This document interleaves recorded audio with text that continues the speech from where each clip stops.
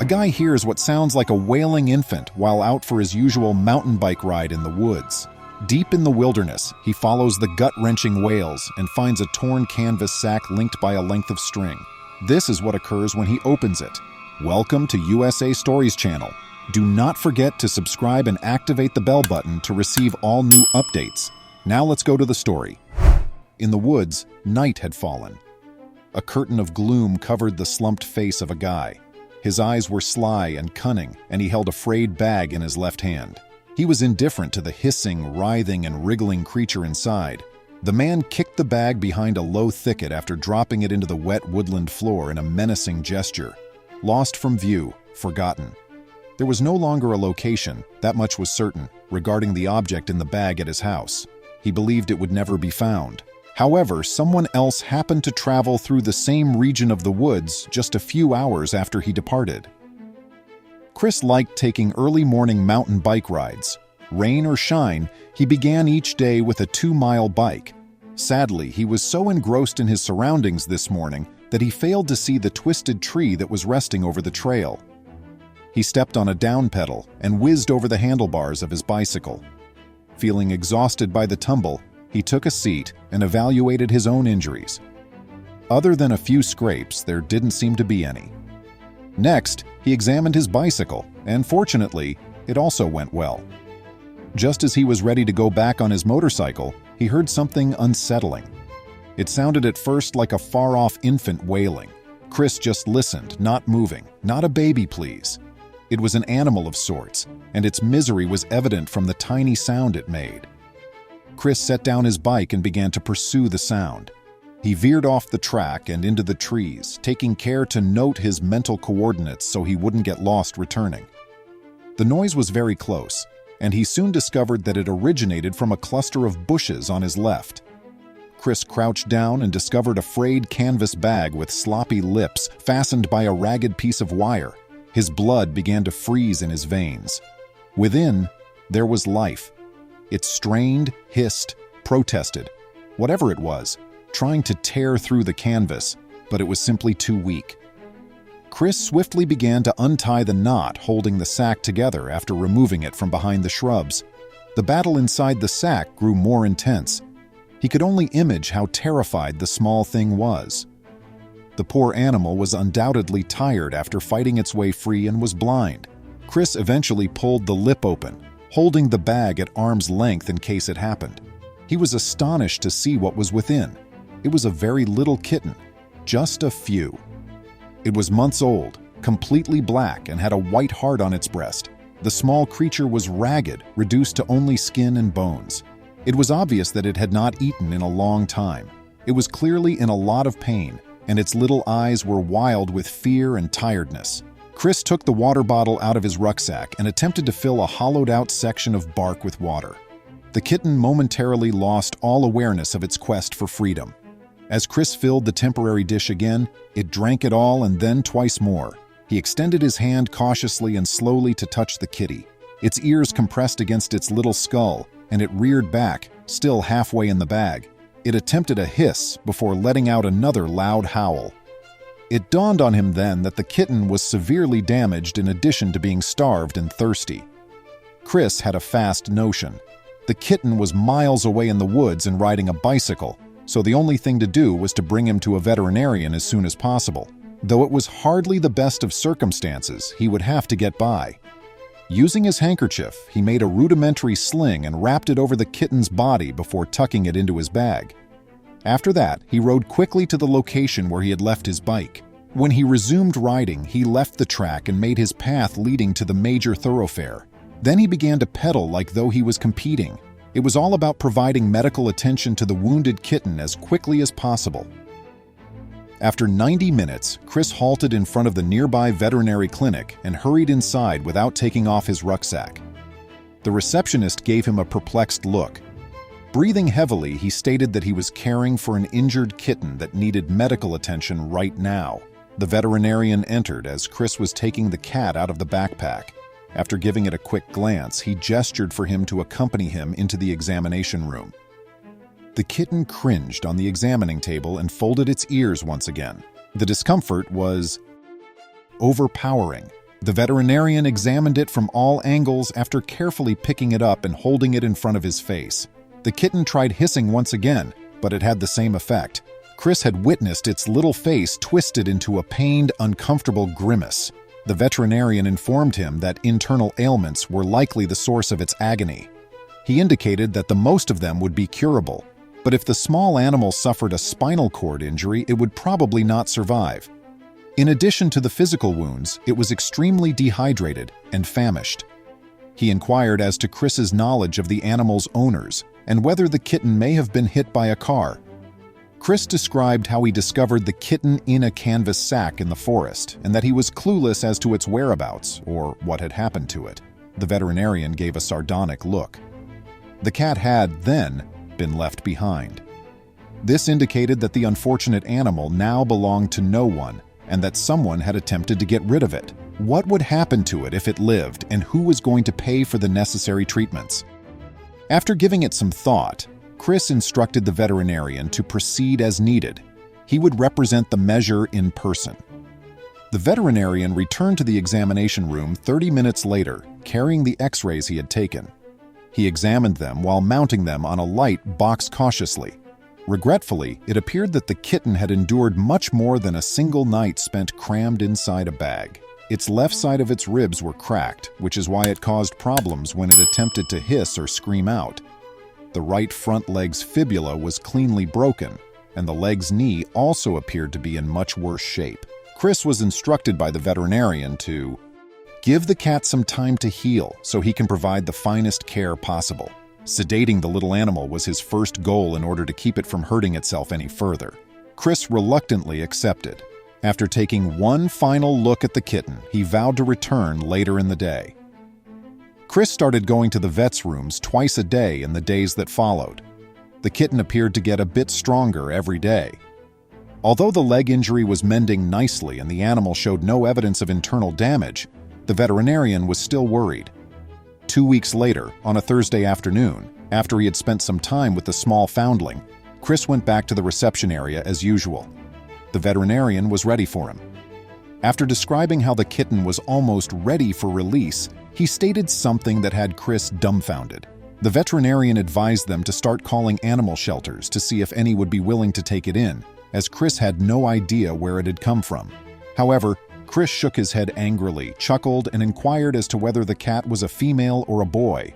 "It's a guy," the vet stated. Chris said that the kitten was now coming home with him and went by the name Huck. Not a single animal refuge. No more taking a chance on another unwanted kitten being put to sleep.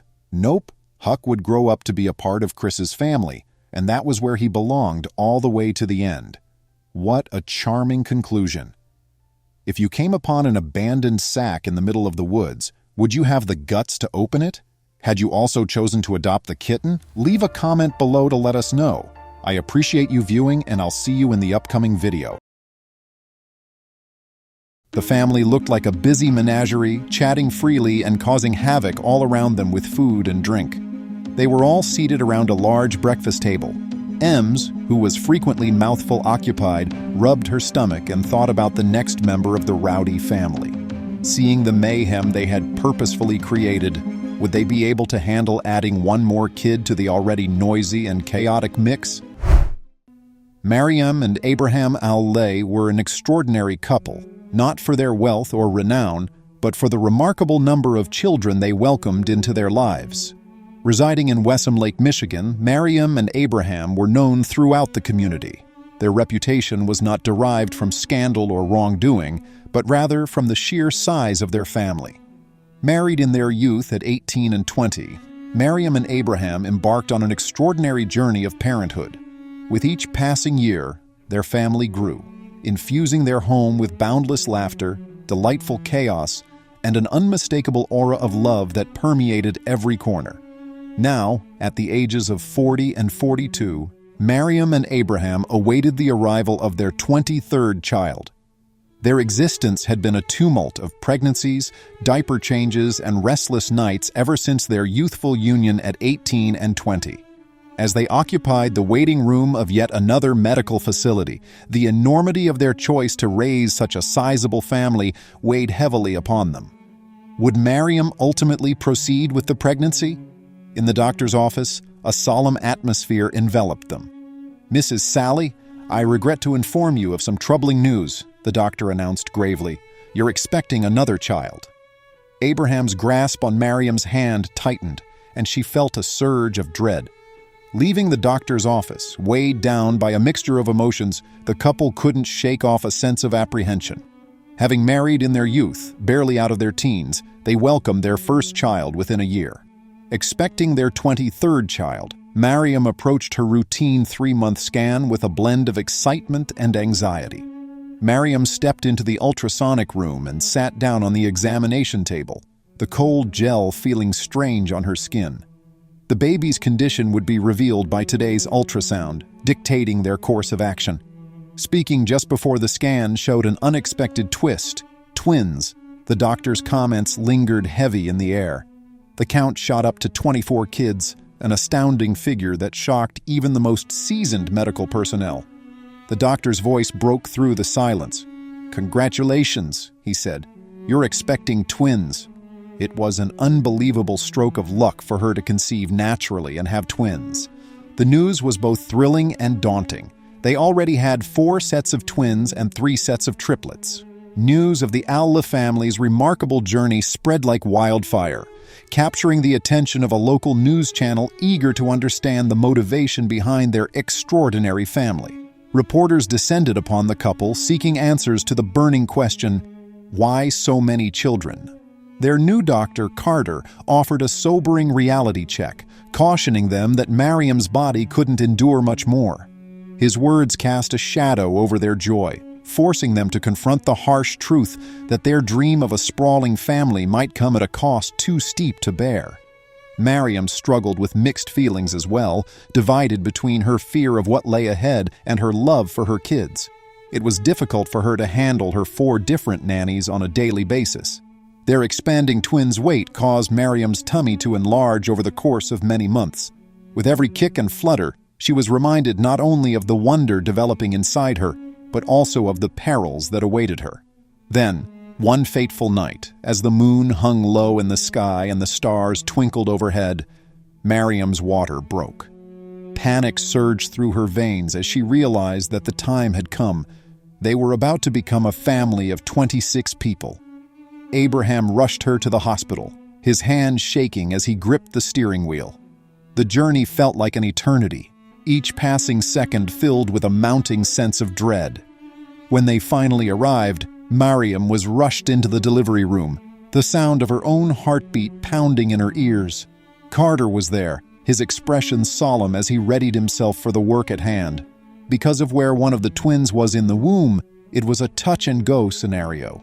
The anguish and tiredness continued for hours until, at last, the sound of sobbing filled the space.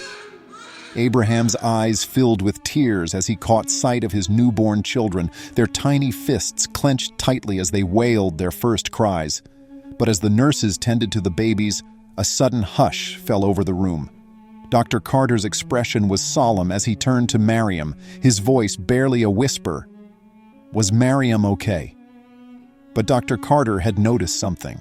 As Mariam had given birth naturally and had to have an emergency cesarean section, she needed rest and also a blood transfusion. It was a risky operation. They named them Foss and Phil. They were both tiny miracles. Dr. Carter was the latest addition to their medical team. He examined Mariam with a furrowed brow, concern edged into his features.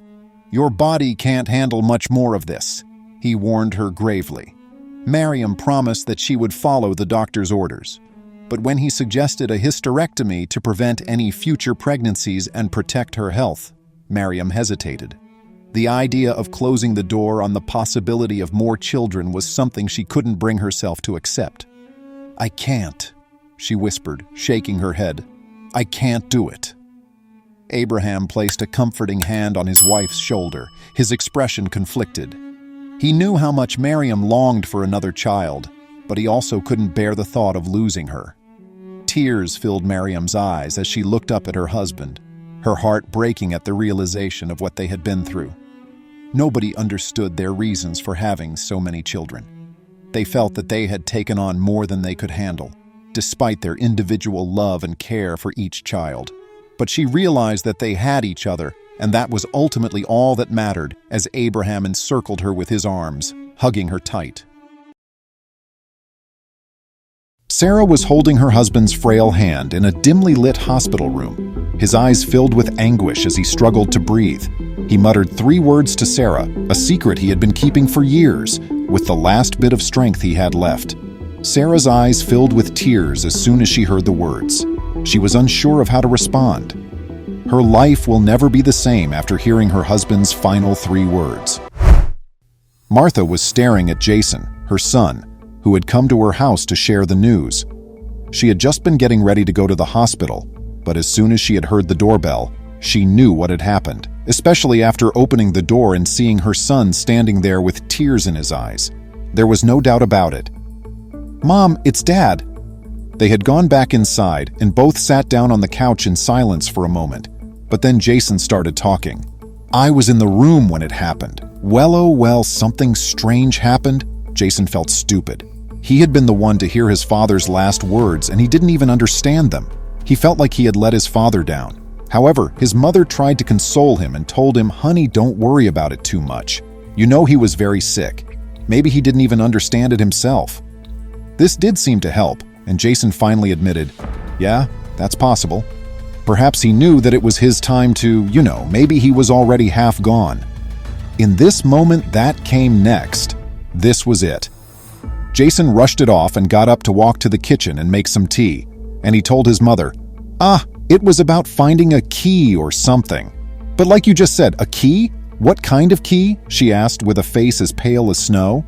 Jason was surprised by her sudden interest, seeing that they had just agreed that his father had probably been talking nonsense. "I have no idea. He just said, I'm sure it was nothing important," and she went on to help him make the tea. After they finished their tea, Martha told Jason that she was going to go to the hospital to see her husband and say her final goodbye to him, and of course they'd have to arrange everything for the funeral as well, but she wished to see him privately one last time. "My sweet Richard, I will miss you so much," she whispered as she held his hands. She took the time to say goodbye, and she told him, "I don't know what key you were talking about, but I promise you I will find it." Following her visit to the hospital, Martha went straight to her husband's office when she got home. Everything was strewn everywhere. Folders, books, and journals. She rummaged through all the papers on his desk, searching for any lock or key. If Jason found out that she was taking Richard's final words seriously, she would undoubtedly worry about her. Thus, she would prefer not to seek for aid with this. After all, it was a safe. It had been hidden at the back of one of the drawers in his desk. She had never seen this safe before in her entire life, but she assumed that Richard must have had it for a long time. Of course, the safe was locked. She would need a key if she wanted to open it, a key she didn't have. Martha wondered whether this was really what Richard had meant. Did he really want her to look inside his safe? She spent the following week torn between the 2 options, trying to open the safe or letting go and forgetting about it. Martha caressed Richard's diary, its spine a conduit to their shared past. Knowing Richard, each figure was a meticulous clue. A photograph fell from the diary, Richard's youthful eyes sparkling with secrets. The same numbers inscribed on its back confirmed a deliberate message. Clutching the picture, Martha felt a connection to Richard's unspoken words. It was a key, she realized, to a mystery only they shared. Jason's entrance was quiet. Martha, feeling his gaze, turned to him with a mix of worry and determination. She confessed about the diary, the numbers, and the potential of a hidden safe. Her words floated in the dim room, tinged with both hope and a palpable sense of responsibility. Jason absorbed the revelation. "I'll help you," he said, his commitment hesitant but genuine. As they planned their search, a fragile bond formed through their common purpose. As the clock's ticking underscored their dialogue, a shared resolution emerged. They would confront the mystery together, seeking closure above all else. They breathed together as they stepped up to the massive bookcase, a century of volumes and memories. Step by step, Martha ascended the ladder, entering Richard's world with reverence. She discovered a box at the top that was unremarkable, yet packed with meaning. Nestled between other mementos in the box was a simple but obviously treasured keychain bearing Richard's initials. It gave the impression of whispering about its beginnings and a story that only it could tell. The faded inscription on the keychain was thoughtful and elegant, offering more than simply access. The writing was mysterious, a string of characters and digits that was difficult to decipher right away. He, Martha, and Jason discovered a new layer within Richard's letters, finding that he wove quotes from beloved books into his life script. Together, deciphering each enigmatic piece, Martha and Jason began to stitch a new family story.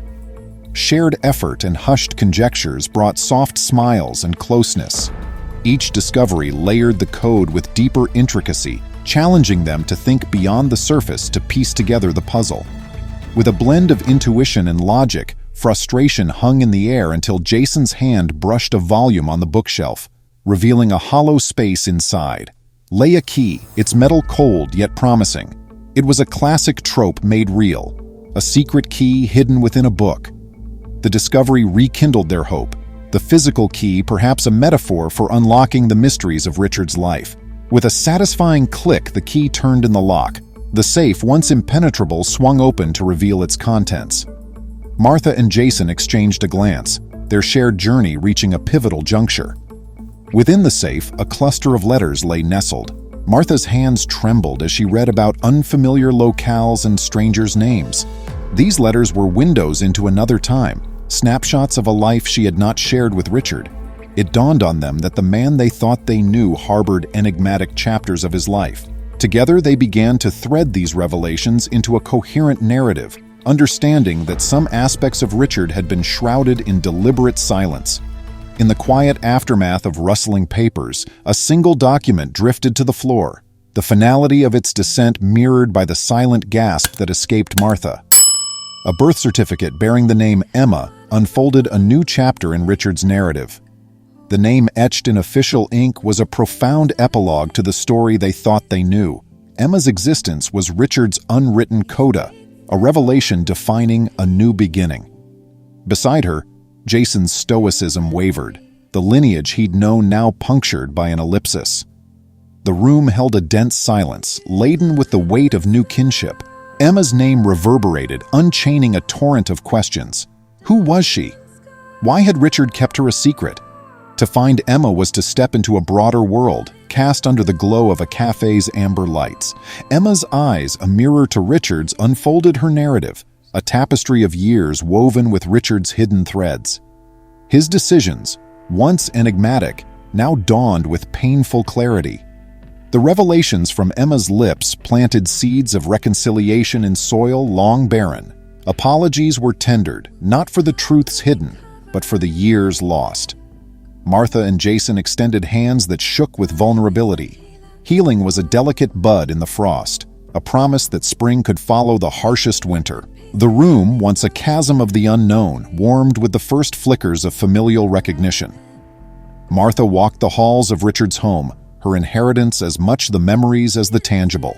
She was a mirror of Richard's laughter, a celebration of past and future.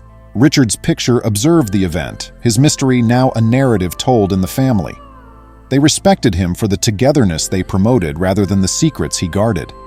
As a family, they moved on to a new chapter with their hearts healed. Officer was refused seating in the carriage by the man. She then leaves him a letter. Gazing about her, Jessica saw that everyone was crammed into a tiny area with little room for her legs to spread. It was going to be a long flight, she sighed. However, she became even more nervous as soon as she settled into her seat. She knew she would feel uncomfortable that day, but she was not prepared for the level of discomfort. A guy approached her directly as she began to get into the seat and forbade her from doing so. She did not know why, but she knew the moment he opened his mouth, and she had to respond accordingly. Jessica had spent some time as a military recruit. Everybody, despite having received training for a variety of scenarios, her training abruptly disappeared from her mind as this man charged toward her. She was trembling. What did that day on that plane hold for her? She was en route to her holiday residence. She was eager to see her loved ones. She hadn't seen them in far too long, and living so far away had been gradually breaking her heart. Nevertheless, she understood that what she was doing was for her nation, and she placed far greater value on it. She went to the boarding gate after grabbing her passport, but she sensed something was wrong as soon as she turned to seek for her seat. That day was just incorrect. Traveling by air can be daunting and even frightening for some people. It is the most efficient method to go from point A to point B quickly, even if you are crammed into a little area with little to no room for comfort. And on the day she was supposed to take off, Jessica knew exactly what she wanted. She knew there wouldn't be any open seats for her to stretch her legs or have extra room because it was completely booked. She had no idea that someone would fulfill her dream. Jessica battles against all obstacles as a military officer to keep the nation secure, and we should all be a bit more appreciative of their work. However, that day, there was one chap in particular who knew just what to do. Some people really can't travel in greater luxury, even if we would all prefer to. Since tickets for business and first classes are far more expensive than those for economy, the majority of us should expect a somewhat miserable journey. Jessica had no idea that day would not be as awful as she had anticipated. She headed to the back of the aircraft while wearing her uniform and carrying her bag over her shoulder. She had a ways to go before she could be seated because her boarding card said that she was in 31B. She peered at the business class seats as soon as she got on board. They appeared to be quite roomy and cozy, yet she could never be able to afford them. Jessica was unaware that someone was discreetly discussing her with the flight hostess while she was searching for a seat. She continued to yank her possessions around until at last the row of 31 chairs drew into view. She took her shoulder bag, put it in the overhead bin, and took a seat. However, 10 minutes grew to 15, then 20. This plane's takeoff appeared to be delayed. Jessica couldn't get rid of the uneasy sensation she was having on this flight. Normally, poor weather causes flights to be delayed, but today the skies were clean. She looked around for a flight attendant to inquire why the delay, but none was visible. Then she heard whispers, tense sounds. What was happening? Jessica then noticed that the cabin crew was acting oddly. They hurried to gather in a corner of the aircraft amid a surreptitious bustle of activity. What was happening? She would soon notice that someone was abruptly approaching her and that they were discussing one of the passengers. The flight attendants were hiding their faces with their hands as they giggled a little.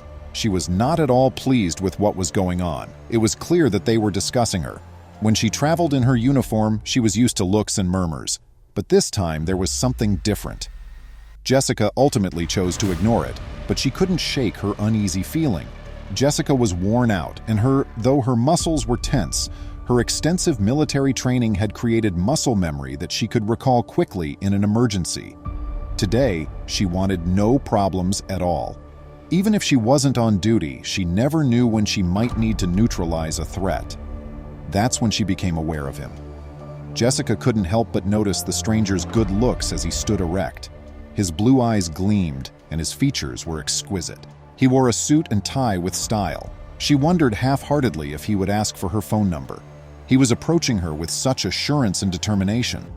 Even though she had witnessed it 100 times, her education and life experience could never have readied her to receive what he truly desired. Jessica felt his deliberate approach, and her mind began to race. It felt like a long time before he got to her. The odd man then did something that validated Jessica's fears. Jessica could see his intents on his face as he opened his mouth to speak. However, he then made an entirely unexpected statement. The man moved in closer, gesturing to her chair. Then he told her that seat was taken without missing a beat. Jessica's eyes widened as she cast a doubtful glance about. How dare he? She thought to herself. I'm occupying your seat, he urged. She didn't know what he was discussing. Angrily, what does your ticket say? He inquired. What? No, Jessica responded. I'm in 31B. She was not going to be duped. Her ticket said 31B right on it. She verified while on her feet and realized she was correct. She was not going to give up. What kind of game was this man playing, and who did he think he was? The flight attendants only nodded their heads as she turned to them for help. However, the unfamiliar person clarified. She was not allowed to hold the seat since she was a military officer. He informed her that although he appreciated the hard job she did every day to protect Americans, he required her to take a seat someplace else. Jessica listened to his justification with patience, but she was taken totally by surprise. The weird guy stated he would be obliged if she would take his ticket in business class as a token of appreciation for all the effort she puts out each day. Startled, Jessica attempted to decline the thoughtful man's offer, but he persisted. He offered her his seat, and she ascended via the narrow passageway of the aircraft. Her body yearned for the more roomy and comfy chairs, even though she could not believe what had just transpired. How was she going to pay him back? She'd been working long days as an officer in the military awaiting commissioning. Her muscles hurt and her body ached. When Jessica got home and could finally relax, she believed that all of her hard work would pay off, but the mystery man had given her the greatest present she might possibly request. Jessica was consumed by thoughts of the man who had given up his seat. The gentleman appeared bigger and more rounded than she was, and she couldn't fathom how unpleasant the small economy seats would be for him in comparison. Feeling awful, she tried to think of something that might cheer him up. She didn't know how she might improve the comfort of his flight. She made the decision to approach a flight attendant. Regretfully, she was limited in her options. First-class items could not be sent to economy. She needed to come up with another idea, and she did. It's likely that the amazing Enigma man was quite uncomfortable on his chair. Jessica, though, was unable to change that. She was aware that he would vehemently object if she returned his first-class seat. She took out a piece of paper, wrote something on it, and tied a $20 note to it. She then asked the stewardess to take it from her. The man's eyes grew wide as he opened the message. The message said, "If everyone treated people the way you treated the servicewoman, the world would be a better place." She also requested him to bring her some food and beverages, but he naturally declined. Jessica did get another message from the mysterious man, though, and she couldn't help but grin when she saw it. He had turned down her proposal, yet suggested that they get together when their plane arrived and serve him dinner? Was there a date involved here? Jessica typed back another message, her stomach lurching. She accepted, of course. She was totally enamored with the man after his kind gesture.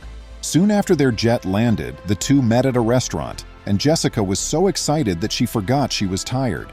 She never would have imagined that she would experience anything straight out of a fairy tale, and on an aircraft, no less. Jessica never imagined that she would receive so much to treasure on what was supposed to be a difficult day. But she did, and it was all because of these gentlemen. The message touched him deeply, and he thanked her, but he declined the money. Another passenger on the aircraft saw everything and had to tell the tale as it quickly gained popularity. Jessica Titus, another woman, saw the entire event. She shared this amazing story of understanding and compassion because she had to. Within an hour of her posting the tale, over 4,000 individuals had shared it. Many individuals gathered and exchanged similar experiences. One woman, Kate Nixon, said that on their way back from California, someone had done the same thing for her husband, who was also in the Army. That kind of gesture stunned them. What wonderful individuals! It is not often that we witness people with genuine hearts, yet they do exist. Through posting the narrative on social media, the unidentified man received praise and commended for an action he did not wish to get recognition for. All he did was act out of pure kindness. There should be more people like that in the world. Please remember to subscribe to our channel, give us a thumbs up, and turn on the notification bell so you won't miss any of our videos. If you enjoyed the tale, the next video that plays on your screen will probably move you too.